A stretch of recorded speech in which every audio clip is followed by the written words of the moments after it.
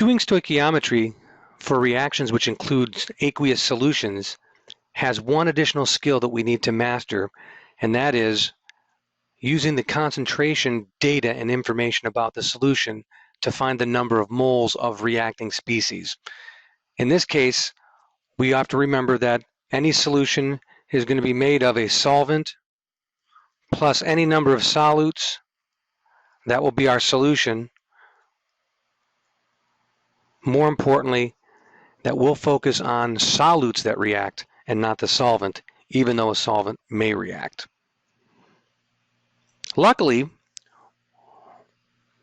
we have molarity, a concentration unit that we're used to using, and volume. And when we talked about the dilution problems, we found an interesting situation arose when we multiplied the molarity of a solution times the volume of the solution.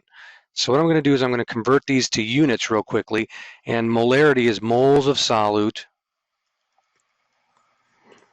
per liter of solution, and of course the volume has units of liters of solution, and amazingly enough, those units cancel right out, leaving me with moles of solute. The beauty of this is, if I have the molarity and I have the volume of my solution, then I can count how many particles I have.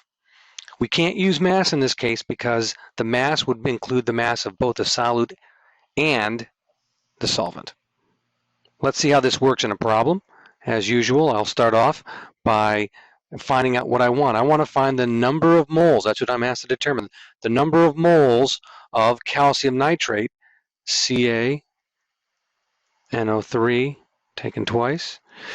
And now the question is, what do I start this computation with?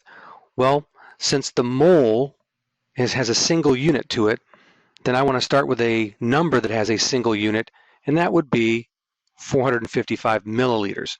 If I had started with molarity, that would have been a poor choice because molarity is moles per liter and has a ratio for its units. So let's start with 455 milliliters.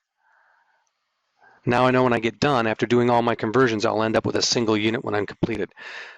I'll have 455 milliliters of solution, and I know that my molarity up top is going to be in liters of solution, so I need to convert this from milliliters to liters. There's 1,000 milliliters in any liter, no matter what I'm talking about. Milliliters cancel, milliliters cancel. And now that I'm here, I can see that this is essentially the volume that I talked about before. I'm in liters of solution. Now all I need to do is multiply by the molarity, 0.1356 moles of calcium nitrate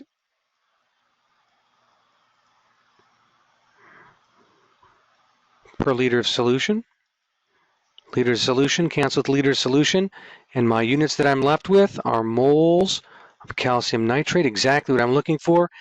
And if I do this math, I will take 455, divide by 1,000, multiply by 0.1356, and that gives me, for a final answer, of 0.0617 moles of calcium nitrate. I have three significant figures because the volume has three significant figures. Well, now that we know how to convert molarity and volume into moles, we're all set to do any type of stoichiometry problem that we did in the past. This time, of course, it will have a solution in it. So here's a nice sample reaction for us. Let's let some zinc react with hydrochloric acid to produce some hydrogen gas. Our interest is how much hydrogen can we make if we have 120.1 grams of zinc and a solution of hydrochloric acid with 1.5 liters of that solution have a concentration of 1.210 molar. So if I just write down what I know is this, that I have 120.1 grams of the zinc and I have 1.50 liters and 1.210 molar of my hydrochloric acid. Neither's in excess. Therefore, this is a limiting reagent problem.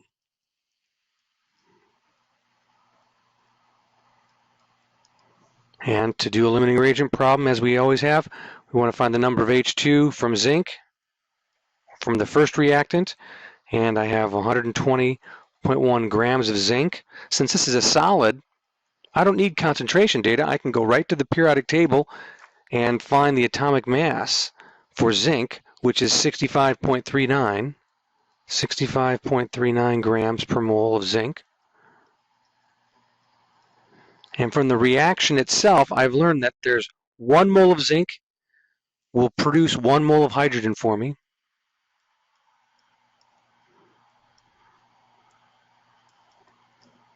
And from the periodic table, I can also find that there are 2.02 grams of hydrogen gas for every mole of hydrogen gas that I have. And voila, I can find out the maximum amount of zinc that could be made from this, or maximum amount of hydrogen that can be made from this zinc starting material. 120.1 divided by 65.39 multiplied by 2.02 gives me 3.71 grams of hydrogen. But I'm not through because I don't know how many grams of H2 that I can make from my hydrochloric acid. So what do I know about hydrochloric acid? I have 1.50 liters. I know that there's 1.210 moles of HCl per every liter of solution. Liters cancel with liters, great. So I've just done the calculation that we practiced on the page before, and now we're at moles of HCl. Stoichiometry now holds again. 2 moles of HCl from the balanced reaction will make for me 1 mole of H2. And just like we had before, there's 2.02 grams of H2 in every mole of H2. We can now do this calculation. 1.5 multiplied by 1.210 divided by 2 and multiplied by 2.02 gives me 1.83 grams of H2. Both of these are at 3 significant figures. Turns out the lowest value that I can make, or the maximum I can actually make, is 1.83 grams because HCl would be the limiting reactant.